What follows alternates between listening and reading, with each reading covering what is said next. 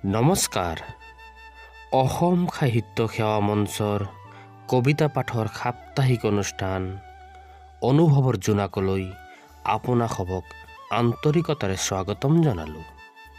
আহকচোন আমাৰ মঞ্চত ৰোপণ কৰা এটি সুন্দৰ অনুভৱৰ ৰসস্বাদন কৰোঁ।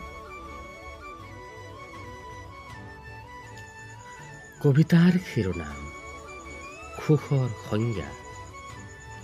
কবি হিমা কলিতা। পাঠ প্ৰেম বৈষ্ণৱ।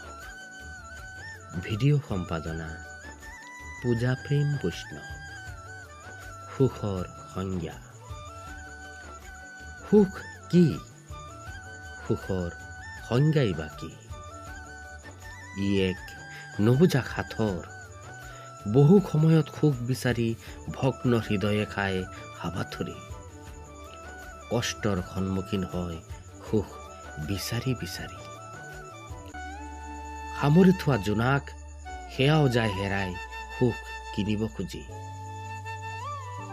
কোনোবা টকাৰ সুখী, কোনোবা সন্তান নোহোৱা দুখী।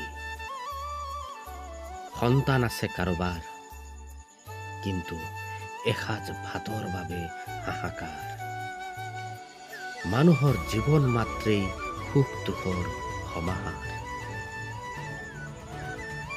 যদি সুখী হ'ব বিচৰা হয়, অভাৱ দৰিদ্ৰতা নাভাবি পোৱাবোৰক প্ৰাপ্য বুলি সৰসৰে ল'ব লাগে আঁকোৱালি।